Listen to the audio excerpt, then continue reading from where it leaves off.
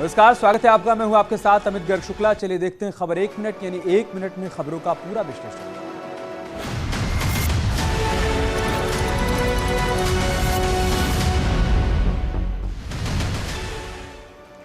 नेपाल और कुशीनगर के दौरे के बाद पीएम मोदी राजधानी लखनऊ पहुंचे, जहां सीएम आवास में योगी के मंत्रियों को सुशासन का मंत्र दिया और कानून व्यवस्था पर सीएम योगी की तारीफ भी की। कुशीनगर के बुद्ध परिनिर्वाण स्थल से पूजा अर्चना करने के बाद पीएम मोदी लखनऊ पहुंचे, जहां मुख्यमंत्री आवास में आयोजित रात्रि भोज में शामिल हुए। इस दौरान पीएम मोदी ने योगी सरकार 2.0 के मंत्रियों को गुड गवर्नेंस का मंत्र दिया। यूपी में बीजेपी की दोबारा सरकार बनने के बाद मंत्रियों के साथ पीएम मोदी की पहली मुलाकात थी। मंत्रियों से संवाद करने के बाद पीएम मोदी रात्रि भोज में शामिल हुए। इससे पहले सीएम योगी और राज्यपाल आनंदीबेन पटेल ने पीएम मोदी का एयरपोर्ट पर स्वागत किया। सीएम योगी ने ट्वीट के जरिए एक तस्वीर साझा करते हुए लिखा कि शेषावतार भगवान श्री लक्ष्मण जी के पावन नगरी लखनऊ में आपका हार्दिक स्वागत और अभिनंदन। बुद्ध पूर्णिमा के दिन पीएम मोदी बुद्ध की जन्मस्थली लुम्बिनी में थे। नेपाल में पीएम मोदी का भव्य स्वागत किया गया। अपने 5वें दौरे के दौरान पीएम मोदी ने कहा कि नेपाल के बिना राम अधूरे हैं। पीएम मोदी आज अपने 5वें नेपाल दौरे पर लुम्बिनी पहुंचे, जहां पीएम मोदी शेर बहादुर देउबा ने उनका स्वागत किया। इसके बाद उन्होंने माया देवी मंदिर में दर्शन पूजन किया। पीएम मोदी ने माया देवी मंदिर में पवित्र बोधि वृक्ष की पूजा अर्चना की और जल अर्पित किया। बुद्ध पूर्णिमा के मौके पर पीएम मोदी लुम्बिनी में इंडिया इंटरनेशनल सेंटर फॉर बौद्ध कल्चर एंड हेरिटेज की आधारशिला रखी। कि नेपाल के बिना हमारे राम भी अधूरे हैं।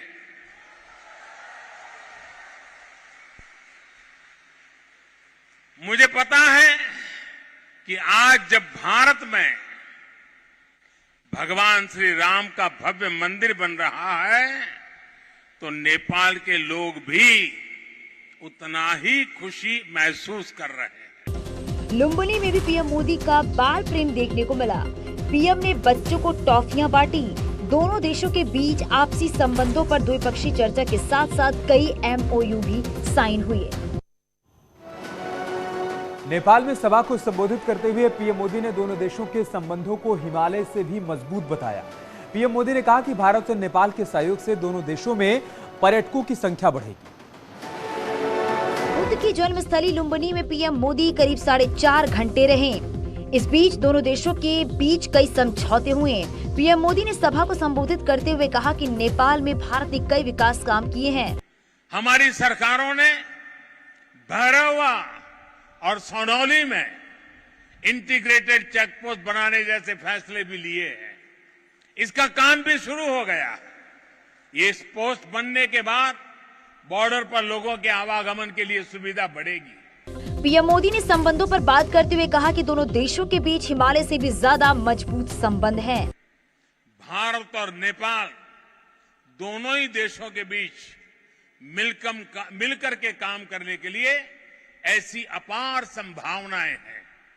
हमारे इन प्रयासों का लाभ दोनों देशों के नागरिकों को मिलेगा। साथियों, भारत और नेपाल बीच को संबंध हिमालय जस्ते अटल है। लुम्बिनी के बाद पीएम मोदी कुशीनगर में बुद्ध परिनिर्वाण स्थल पर भी पहुंचे, जहां उन्होंने भगवान बुद्ध की पूजा अर्चना की। यानी पीएम मोदी ने आज बुद्ध पूर्णिमा के दिन को बुद्ध को समर्पित किया। लुम्बिनी के बाद पीएम मोदी कुशीनगर में बुद्ध परिनिर्वाण स्थल पर पहुंचे, जहां उन्होंने भगवान बुद्ध की पूजा अर्चना की। यानी पीएम मोदी ने आज बुद्ध पूर्णिमा के दिन को बुद्ध को ही समर्पित कर दिया। भगवान बुद्ध के 2566वीं जयंती पर बुद्ध की महापरिनिर्वाण स्थली कुशीनगर में प्रधानमंत्री नरेंद्र मोदी ने पूजा अर्चना की। नेपाल के लुम्बिनी से आने के बाद पीएम कुशीनगर में करीब 40 मिनट रुके। यहां हेलीपैड से बुद्ध मंदिर जाने के लिए इलेक्ट्रिक गाड़ी की सेवा ली। उसके बाद पीएम बुद्ध परिनिर्वाण स्थली पर पूजा अर्चना करने पहुंचे। तस्वीरों में आप देख सकते हैं, भगवान बुद्ध के मंदिर में बौद्ध संतों ने पीएम मोदी की पूजा करवाई। पीएम मोदी ने भगवान को पीला वस्त्र भी चढ़ाया।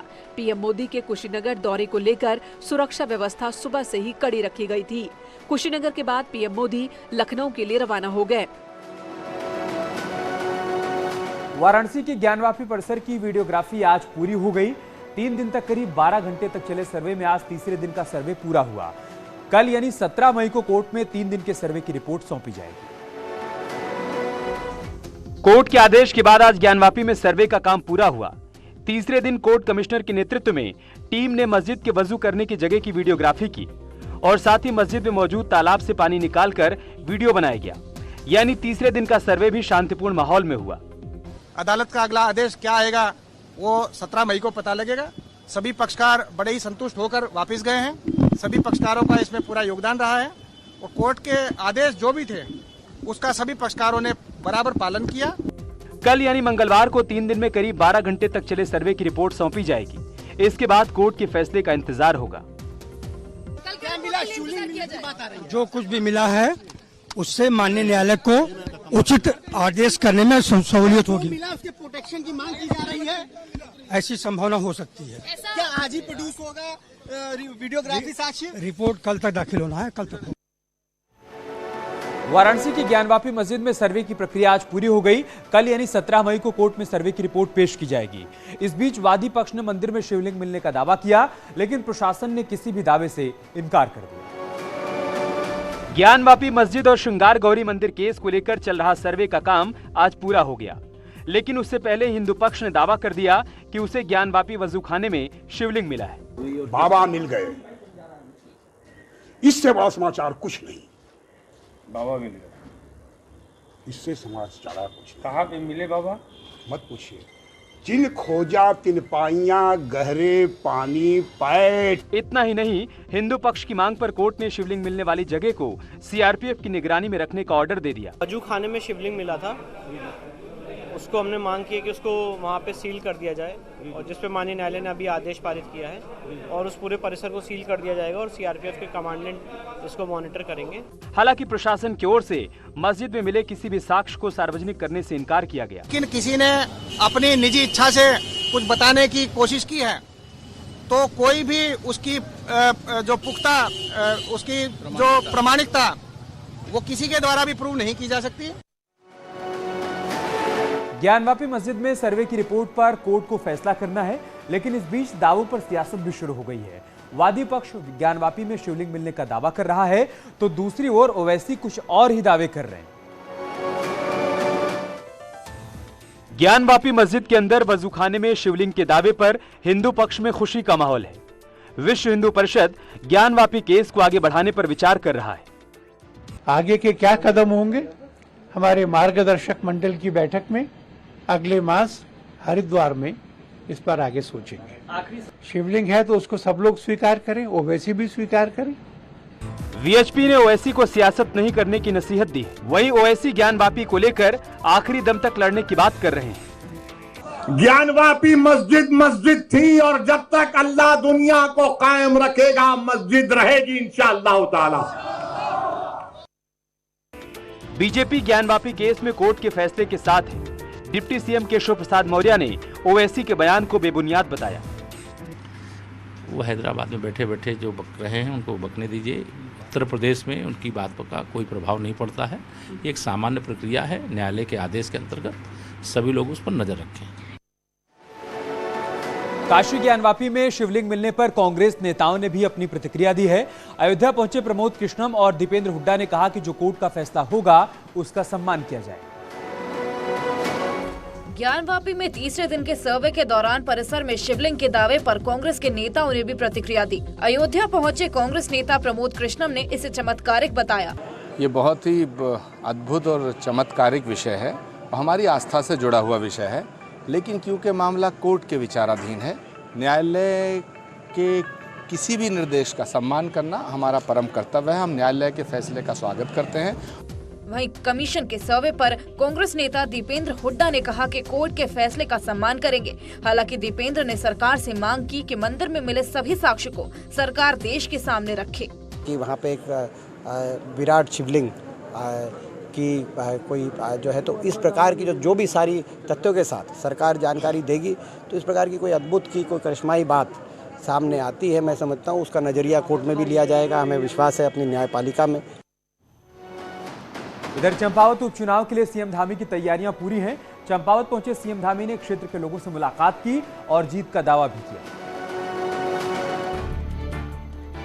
उपचुनाव में प्रचार के लिए पहुंचे सीएम पुष्कर सिंह धामी ने न्यूज 18 से एक्सक्लूसिव बातचीत की। सीएम धामी ने कहा कि चंपावत में पर्यटन की अपार संभावनाएं हैं। पर्यटन को बढ़ावा देने के लिए प्रदेश सरकार की ओर से कई योजनाएं लाने का वादा किया। चंपावत में हमारे यहाँ पर हर क्षेत्र में, चाहे वो फल बागवानी का क्षेत्र हो, उद्यान का क्षेत्र हो या पर्यटन का क्षेत्र हो, यहाँ बहुत संभावनाएं हैं। पर्यटन को बढ़ावा देने के लिए प्रदेश सरकार की ओर से कई योजनाओं को लाने का दावा किया। वहीं सीएम धामी ने उपचुनाव में कांग्रेस के आरोपों पर पलटवार करते हुए कहा कि कांग्रेस विपक्ष में है, इसलिए ऐसे आरोप लगाती है। देखिए, कांग्रेस तो खिसियानी बिल्ली खंबा नोचे जैसी उनकी स्थिति है और उनके पास करने के लिए और कहने के लिए कुछ नहीं है, और विपक्ष में है इसलिए हम उनका बुरा भी नहीं मानते हैं। विपक्ष में उनको कहना ही है। वहीं इससे पहले सीएम धामी ने प्रधान संगठन, पूर्व सैनिक संगठन, बार एसोसिएशन और बीजेपी कार्यकर्ताओं के साथ मुलाकात की। जेल में बंद मुख्तार अंसारी की मुश्किलें और बढ़ने वाली हैं। गाजीपुर कोर्ट में एक पुराने गैंगस्टर केस में मुख्तार अंसारी की वर्चुअल तरीके से पेशी हुई और साथ ही कोर्ट में अवधेश राय हत्याकांड में पूर्व विधायक अजय राय की गवाही भी हुई। बांदा जेल में बंद मुख्तार अंसारी की गाजीपुर में गैंगस्टर एक्ट के मामले में वर्चुअल पेशी हुई। 1996 में गाजीपुर के सदर कोतवाली में गैंगस्टर एक्ट के तहत दर्ज केस के मामले में सुनवाई हुई। क्या डिटेल? सन 1996 में कोतवाली गाजीपुर में मुख्तार अंसारी के विरुद्ध एक गैंगस्टर का मुकदमा पंजीकृत हुआ था। उसके गैंग चार्ट में अन्य मुकदमों के साथ साथ बनारस में जो अवधेश राय की हत्या हुई थी, उस हत्या का मुकदमा का भी उल्लेख था। वहीं इस केस में अवधेश राय हत्याकांड को भी शामिल किया गया है। अवधेश राय हत्याकांड के वादी पूर्व विधायक अजय राय की कोर्ट में गवाही हुई। मामले की अगली सुनवाई 25 मई को होगी। आज ये गैंगस्टर एक्ट में मुख्तार अंसारी के खिलाफ आज यहाँ पर हमारी गवाही थी। आज माननीय न्यायाधीश ने मेरी गवाही कराई है और निश्चित तौर से हम सब लोग न्यायालय के ऊपर पूरा हम लोग को भरोसा है कि इसमें न्याय मिलेगा और मुख्तार अंसारी को सजा होगी। इसके अलावा माफिया अतीक अहमद की मुश्किलें भी बढ़ने वाली हैं। इस बार अतीक के भाई के खिलाफ शिकंजा कसने वाला है। अतीक का छोटा भाई बरेली जेल में बंद है, जिस पर प्रॉपर्टी डीलर को धमकाने का आरोप है। गुजरात की जेल में बंद माफिया अतीक अहमद की मुश्किलें और बढ़ने वाली हैं। ताजा मामला बाहुबली अतीक अहमद के छोटे भाई अशरफ से जुड़ा है। बरेली जेल में बंद पूर्व विधायक अशरफ के खिलाफ जेल से धमकाने के आरोप में मुकदमा दर्ज किया गया है। धूमनगंज के प्रॉपर्टी डीलर सूरजपाल ने थाने में मुकदमा दर्ज कराया है। एफआईआर के मुताबिक सूरजपाल ने अशरफ के साथ 5 लोगों के खिलाफ रंगदारी मांगने, धमकी देने, जानलेवा हमले करने और SC/ST एक्ट के तहत मुकदमा दर्ज कराया है। मुकदमा दर्ज करने के बाद धूमनगंज थाना पुलिस फरार आरोपियों की तलाश में जुट गई है। आरोप है कि 13 नवंबर 2021 को जब उन्होंने काम शुरू किया तो पूर्व विधायक अशरफ के इशारे पर नामजद आरोपी वहां पहुंच गए। नामजद आरोपियों ने सूरजपाल को गालियां दी और जाति सूचक शब्दों का इस्तेमाल किया। इसी मामले में धूमनगंज थाने में एफआईआर दर्ज कराई गई है। यूपी में माफिया के खिलाफ लगातार एक्शन जारी है। शाहजहांपुर में शराब माफिया के खिलाफ प्रशासन की कार्रवाई हुई, जहां लाखों की शराब नष्ट कर दी गई। शाहजहांपुर में शराब माफियाओं के खिलाफ लगातार एक्शन जारी है। इस बार पुलिस ने शराब माफिया को निशाने पर लिया। शराब माफिया पर कार्रवाई करते हुए पुलिस ने 2.5 लाख की अंग्रेजी शराब के साथ 4 तस्करों को गिरफ्तार किया है। पुलिस ने उनके पास से भारी मात्रा में अंग्रेजी शराब की पेटियां, 2 लग्जरी कार, तमंचे, नकदी और मोबाइल बरामद किए हैं। बताया जा रहा है कि ये सभी शराब तस्कर लग्जरी कारों के जरिए बरेली शाहजहांपुर में बड़ी मात्रा में अवैध शराब की तस्करी कर रहे थे। इसमें भी 2 व्यक्तियों की गिरफ्तारी की गई जो हरियाणा के रहने वाले हैं। इनके पास से 2 तमंचे बरामद हुए हैं, 2 मोबाइल फोन, 7,000 रुपए लगभग बरामद हुए हैं इनकी जमा तलाशी में। इनसे पूछताछ में पाया गया है कि ये हरियाणा से शराब लेकर इसी प्रकार की छोटी गाड़ियों, लग्जरी गाड़ियों में उत्तर प्रदेश के विभिन्न जिलों के बेचते हैं और अच्छा लाभ कमाते हैं। मामला थाना बदनापुर और चौक कोतवाली इलाके का है। बताया जा रहा है कि हरियाणा से अवैध शराब लाई जा रही थी और यूपी के अलग अलग शहरों में लग्जरी कारों से सप्लाई की जा रही थी। रुक रहे हैं छोटे से ब्रेक के लिए, जल्द लौटेंगे कुछ और खबरों के साथ।